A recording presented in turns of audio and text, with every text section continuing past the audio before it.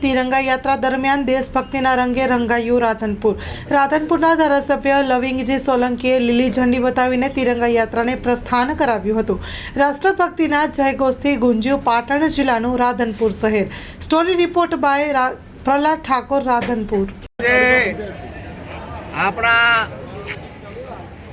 ભારતના યશસ્વી વડાપ્રધાન મોદી સાહેબે જે આદેશ આપ્યો અને જે વાત મૂકી એ આખા ભારતભરમાં કે હર હર ઘર તિરંગા લહેરાય એવી રીતે આજે રાધનપુરમાં નગરપાલિકા દ્વારા, તાલુકા પંચાયત દ્વારા અને દરેક શાળાના શિક્ષક દ્વારા, આચાર્યો દ્વારા અને વિદ્યાર્થીઓ અને મોટી સંખ્યામાં, બહોળી સંખ્યામાં દરેક સમાજના લોકો, આગેવાનો જોડાયા, માતા બહેનો જોડાયા। એ બદલ હું અહીંયા ખૂબ જ દરેક સમાજના લોકોનો આભાર માનું છું।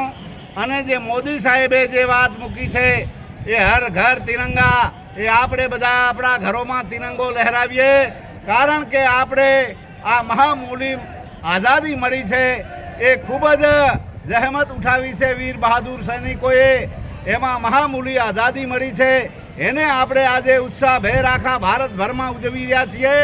એ આપણા મોદી સાહેબની જે વાત છે, આદેશ છે, એને આપણે બધા વધાવી લઈએ અને હર ઘર તિરંગા આખા તાલુકામાં અને શહેરને આ તિરંગામય બનાવીએ।